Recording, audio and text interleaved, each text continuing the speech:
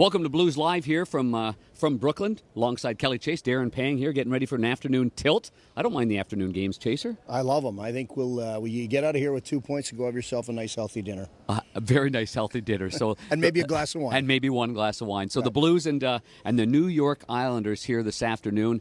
Boy, the Blues are humming right now. Did you expect the D to be so active this early on in the season? It's been fantastic. Well, I know it was certainly something that they had talked about, more production of the back end and having them contribute a little bit. And what they've done is it's not just been leaving their zone, it's been entering the other team's, the opponent's zone. And I think that's imperative. I think that when you start seeing you have options, you pull up, you get in the corner, you have an option, and the D are active going towards the net.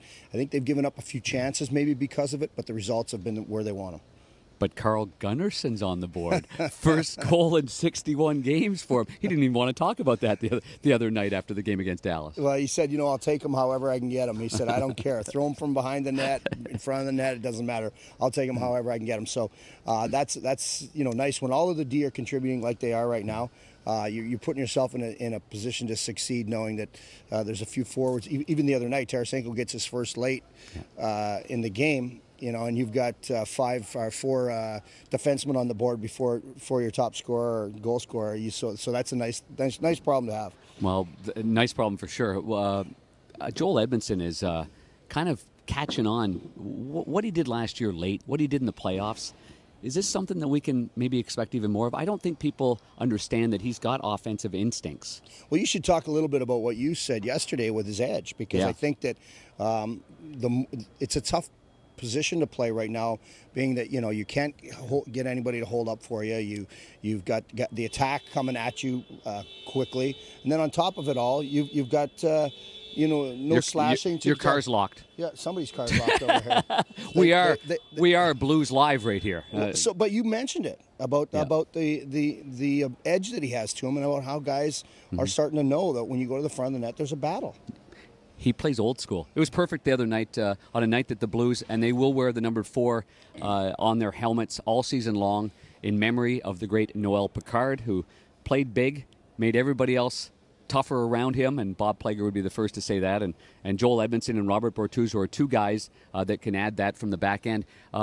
Changes for this afternoon's game. I think we're looking at a couple of forwards coming in, and in a guy like Wade Megan, good camp, really good camp, Chaser. He earned the right to stay. The right to stay here for sure. Had 66 points last year in the American League, and also Ivan Barbashev, that sort of didn't really jump out in training camp. Didn't take a step back, but didn't take a step forward. But he'll get a chance, it looks like, this afternoon. Well, I think, following up, we talk about professionalism and about how hard it is for the young guys to continue to move forward. And I think that you're right. I think Barbashev would be the first to admit it wasn't his greatest camp, but he earned the right to be here after last year's performance and the effort that he put in and the work he put in. So they've given him that opportunity. Now they're giving him an opportunity in the game.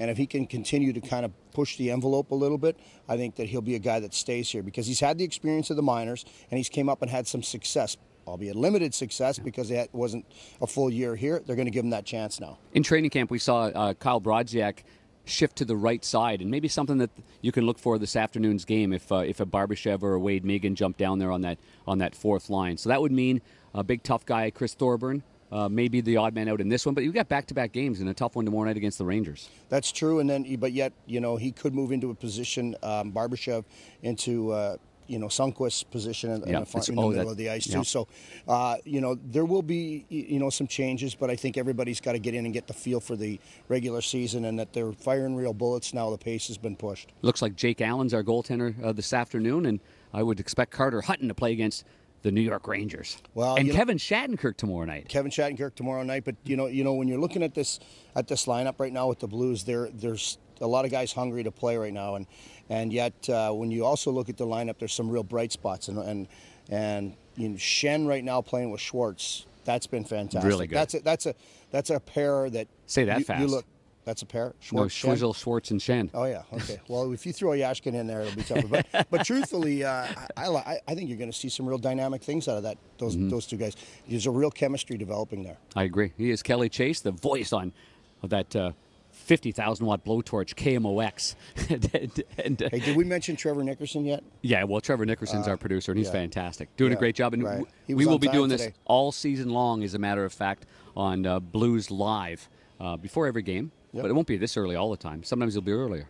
Or, and depending on when our staff gets here, it could be later. I love it.